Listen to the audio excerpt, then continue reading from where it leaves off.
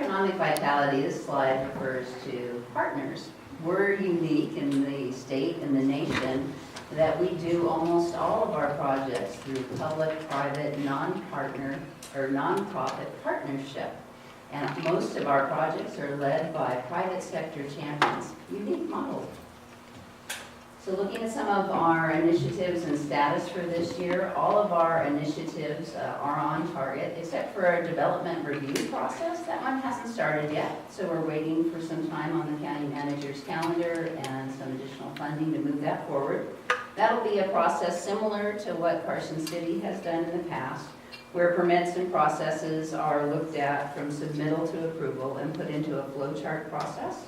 We'll be identifying and reviewing departments, positions, or agencies and required actions. And there's the potential there to streamline and clarify expectations and actions for reviewers and customers.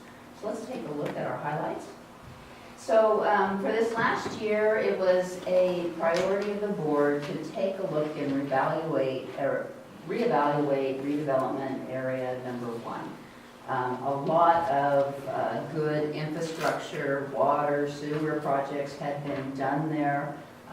The area had been in place for a number of years, and the board felt that it really already had met its goals and objectives, and that we could go ahead and end that early. So we dissolved that, and a really nice benefit to that was over that time, with all that investment, property tax values had really grown there.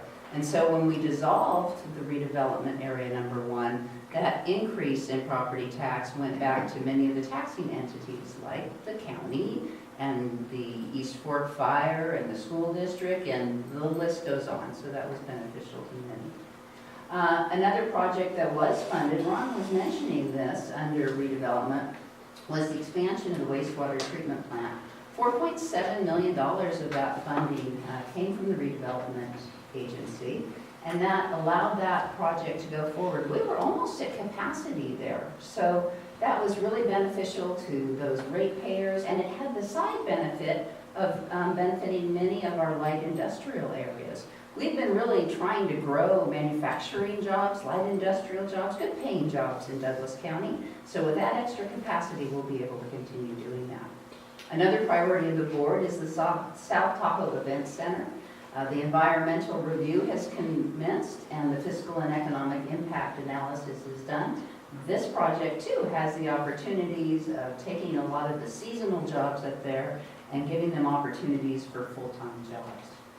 These last 2 bullets are really reflective of a lot of our focus in manufacturing and downtown. Most of you are probably familiar with the Bentley Heritage Estate Distillery in Minden. So we've got locally grown grains turning into distilled spirits, and there's great opportunities for export there, bringing more money into Douglas County. It's already provided for dozens of good paying jobs, and that's over $100 million investment there in downtown, and a catalyst for downtown Minden. The Starbucks expansion, 710,000 square feet of distribution space. I know Mike lives out there in Johnston Lane by me, and as we drive home, we smell the great coffee brewing. But 100 jobs there, $50 million investment, and again, that opportunity to grow jobs. So when we look at the focus for this year, we have the vacation home rental process update underway. Our Board of Commissioners will be having that before them at the meeting next week on Thursday. They'll be looking at strengthening some of the requirements there. And then we have an additional meeting that's scheduled to get public input, and that's at the CDIC Hall on September 19th at 5 o'clock in the evening to get some more input from the Valley folks. And then our Martin Slough Trail construction. So this is a paved path. It's almost all grant funded, and it will connect Minden and Gardnerville. It runs approximately parallel to 395. We'll finish the right-of-way this year and hope to be in construction next year.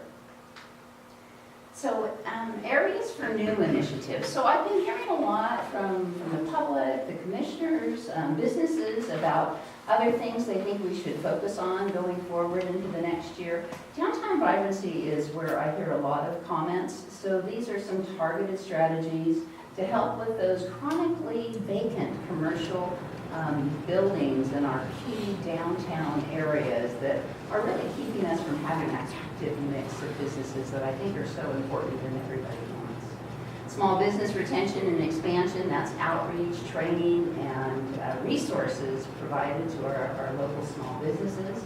Growing manufacturing, we've done quite a bit there, but there's some real opportunities to look at some targeted code changes that really haven't kept up with modern manufacturing processes. And then these next two have to do with the Minden Tahoe Airport.